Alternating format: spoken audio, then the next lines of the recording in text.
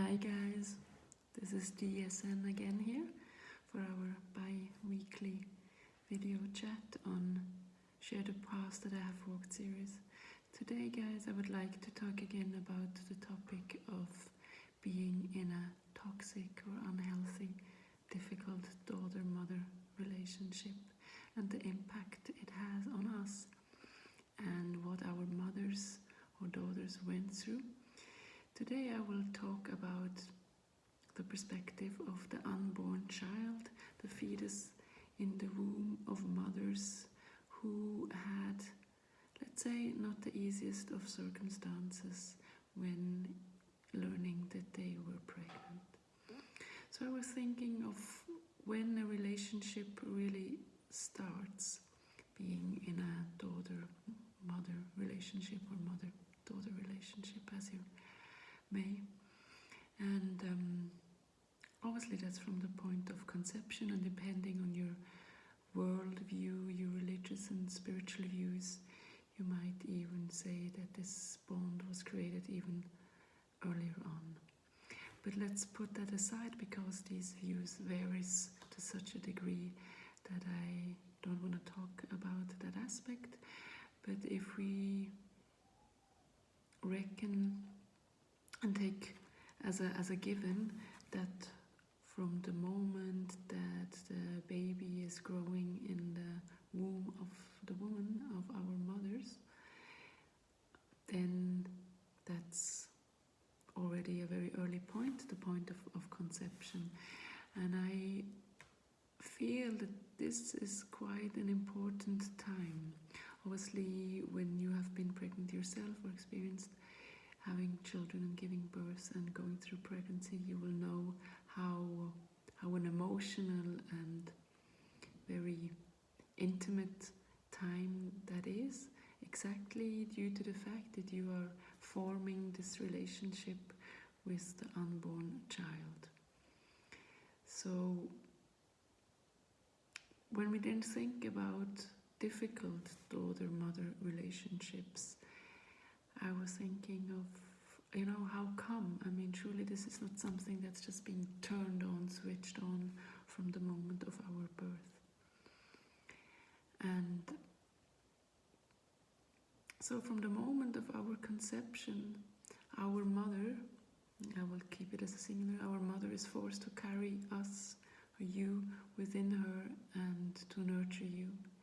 And if this reflects her deepest wish at that moment, then it's obviously, a big blessing and a very special time for you as a fetus in the womb, and for the future mother, your mother indeed too. This is the optimal setting, and thank God these cases do exist too. On the contrary, there is often the scenario that a pregnant woman does not merely enjoy that special time, or doesn't have the opportunity to only enjoy that special time for a whole number of reasons. There's just a few that I can think of off the top of my head, like the worst, truly one of the worst, is pregnancy through abuse and violation, or unsure and unhappy about the relationship with the father. That's surely quite a common one. Uncertain of who the father is, that can happen too. Unsure about the future in general, how to cope with motherhood. Unsure about her own motherhood, exactly. Or uncomplicated, unhealed issues, of course, in her own mother-daughter relationship with her own mother. Unsure about how to bring up the necessary stability, financially, emotionally, for you as a soon-to-be born child. Unsure about the acceptance in general or of the family, and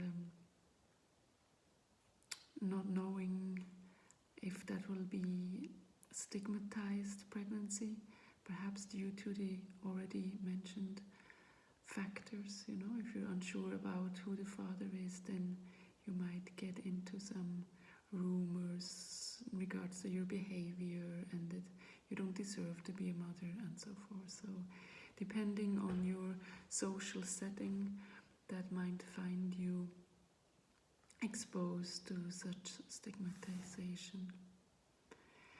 Perhaps feeling unsure about the process of pregnancy itself. Perhaps the mother is very young, not really, on top of the biological process, unsure of what is taking place at the moment, or not being healthy enough, full stop.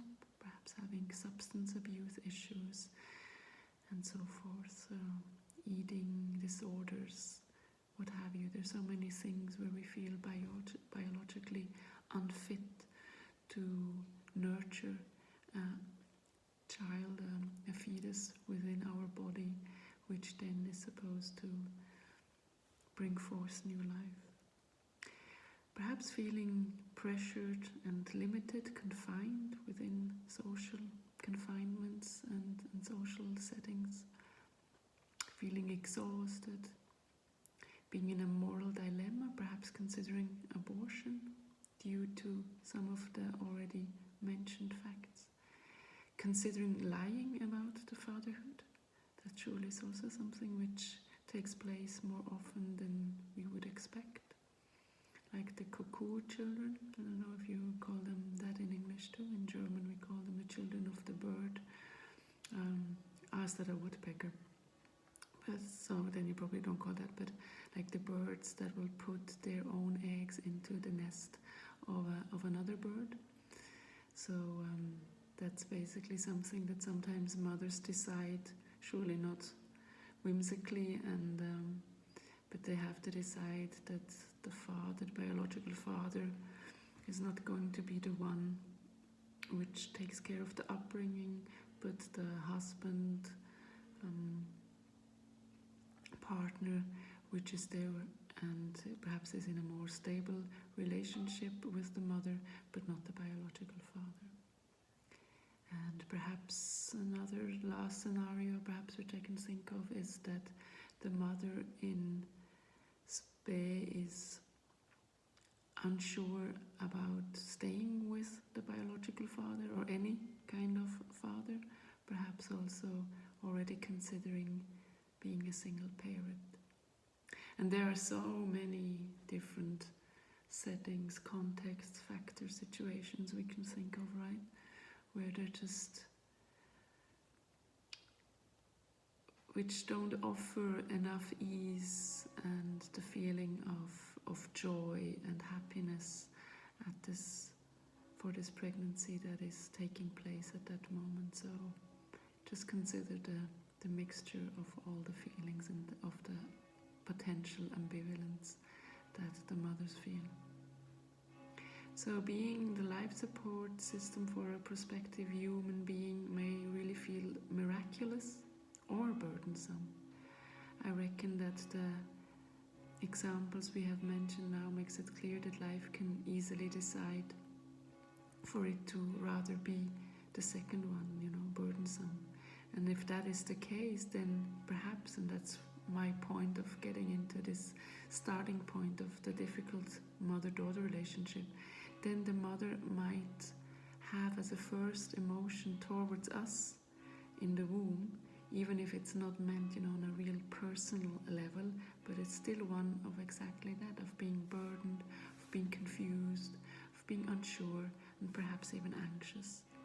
I know this sounds really harsh, and of course I wish to point out that even our mothers felt,